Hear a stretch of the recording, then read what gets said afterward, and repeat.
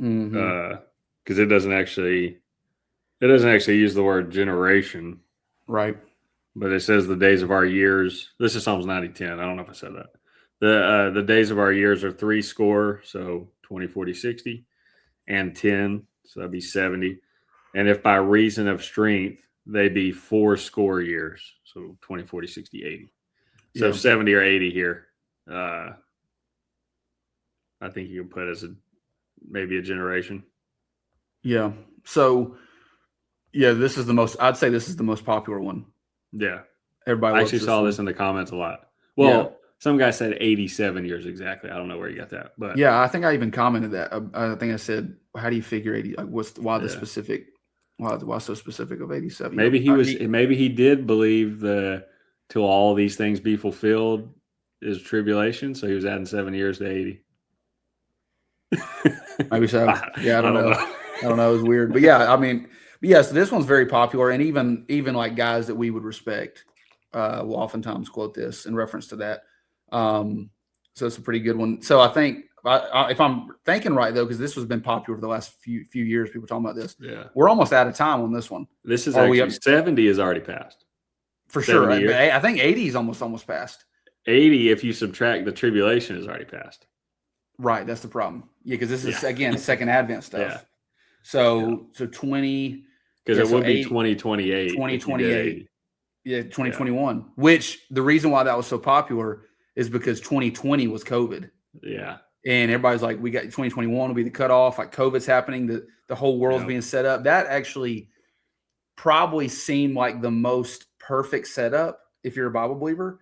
Yeah. Besides, I'd say that was the second most likely scenario that on paper, probably second to people that were living during World War II. Yeah.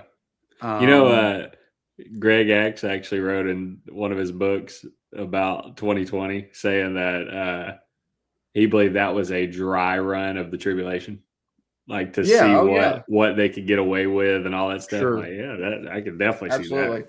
Yeah, I agree. No, I agree. Yeah, it was a trial run. See what and look, I mean, gosh, it showed you that people didn't even need facts. They just were told what to do, and they'll just do whatever they're told. Do whatever they're told. It's wild. So that one is a good one, but you know what my problem with that one, Big Kai, is obviously, and I would say this even if it wasn't passed. My problem with that one has always been that it doesn't use the word generation. Right. Yeah. And so I always thought like, okay, it's given a full life expectancy, and that's the same life expectancy we have now. We would say I think the average age is like 70 something, and so, or the average age of death is 70 something. But I guess the reason I don't like it is obviously you can still, that's, still comparing scripture with scripture, but we know that the Bible is wired in such a way where words, you compare the words with the words, and that's how God reveals the deep things. And so I was always like, man, it's not an actual direct cross-reference for Matthew 24. You know what I mean? Like it is contextually, because it's talking about the same subject matter, but it's not a great cross-reference because it's not using the same word. So I've always been like, not a fan. Yeah. But again, it's easy for me to say that now. In 2020, I probably was like, oh my gosh, the rapture is about to happen. But I will say it has always been interesting to me that the end of that says, and we fly away.